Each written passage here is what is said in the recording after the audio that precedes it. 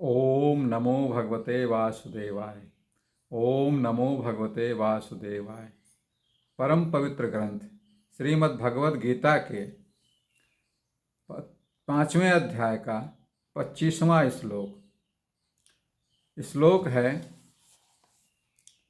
लभन्ते ब्रह्म निर्वाण मृषया क्षीण कल्मषः छिन्न द्वैधायतात्मानः सर्वभूत हिते रतः।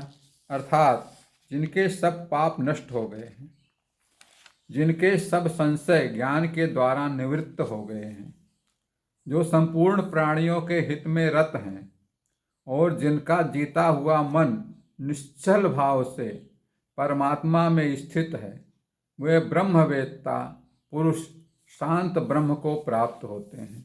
ये तो मित्र हो गया इसका अर्थ। अब इसकी व्याख्या देखिए। व्याख्या कितनी सुंदर, कितनी अच्छी है। हमारे आधुनिक परिवेश में भी, आधुनिक जीवन में भी, हमारे आपके जीवन में यदि हम उसे लागू करते हैं, अप्लीकेबल करते हैं, तो हमें बहुत सुख, शांति, सुकून मिलता है। यहाँ भगवान श्री कृष्ण बताते हैं कि सच्चा योगी वही है जो ना केवल स्वयं के भीतर शांत और पवित्रता प्राप्त करता है, बल्कि हर प्राणी के कल्याण के लिए कार्य करता है।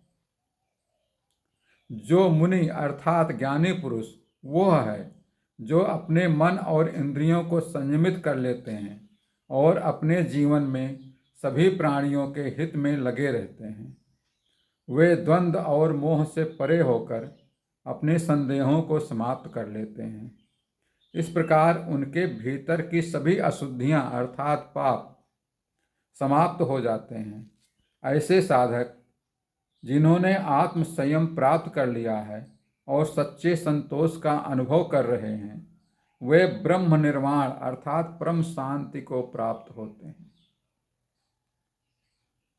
जो कि परमात्मा में लीन हो जाने के बराबर है। जब आप परम शांति मिल जाती है, ब्रह्म में लग जाते हैं, तो परमात्मा को प्राप्त करने के समान ही हो जाता है। यहाँ पर भगवान वासुदेव बता रहे हैं कि जो सभी प्राणियों के प्रति प्रेम, करुणा और परोपकार की भावना रखते हैं और जिनका मन नितांत शांत और एकाग्र है, वह उस परमानंद की स्थिति को प्राप्त होते हैं जो आनंद कंद भगवान सच्चिदानंद स्वरूप के ध्यान लगाए हुए सिद्ध योगियों को प्राप्त होते हैं।